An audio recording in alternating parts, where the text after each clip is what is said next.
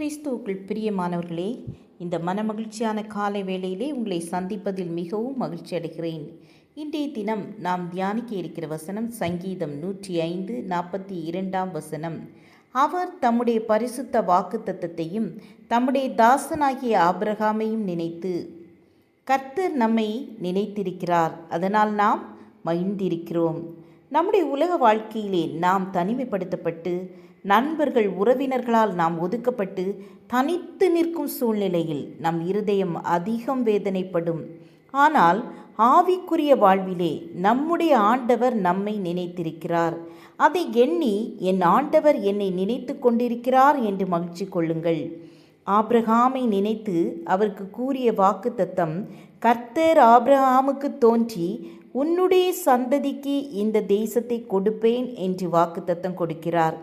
கர்த்தர் ஆபிரகாமுக்கு அநேக வாக்குத்தத்தங்களை கொடுத்திருக்கிறார். அவர் கொடுத்த வாக்குத்தத்தங்கள் எல்லாவற்றையும் நாம் படித்து பார்க்கும் பொழுது கர்த்தர் ஆபிரகாமை எப்பொழுதும் நினைவில் வைத்திருந்தபடியினால்தான் இவ்வளவு வாக்குத்தத்தங்களை கொடுத்திருக்கின்றார் என நம்மால் புரிந்து கொள்ள முடிகின்றது. அநேக நேரங்களில் எனக்கு யாரும் இல்லை என்று நினைத்து கவலைப்படுகிறீர்களோ? என்னை நினைப்பதற்கும் என்னை விசாரிப்பதற்கும் யாருமே இல்லை என்று யோசிக்கிறீர்களா? அப்படி நினைத்தால் இப்பொழுதே உங்கள் நினைவை மாற்றிக்கொள்ளுங்கள். கர்த்தர் நம்மை விசாரிக்கிறார். எந்த சூழ்நிலையிலையும் அவர் நம்மை நினைக்கின்றார். ஆண்டவர் சொல்கிறார் ஆபிரகாமை நோக்கி, உன்னுடைய சந்ததிகள் 400 வருஷம் அடிமைகளாக இருப்பார்கள், அவர்களை அடிமைப்படுத்தின தேசத்தை நான் தண்டிப்பேன் என்று.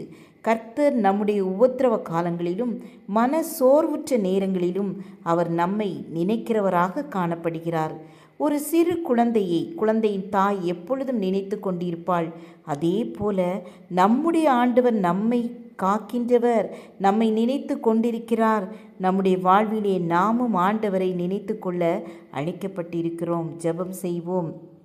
கர்த்தாவே, நீர் எங்களை நினைத்திருக்கிறீர், ஆசீர்வதிக்கிறீர் என்பதற்காக உமக்கு அதிகமான அளவு நன்றி செலுத்துகிறோம். ஒரு தாய் தேற்றுவது போல நீங்கள் எங்களை தேற்றுகிறதற்காக உமக்கு நன்றி செலுத்துகிறோம். இயேசுவின் நாமத்தில் பிதாவே, ஆமேன் ஆமேன். God bless you.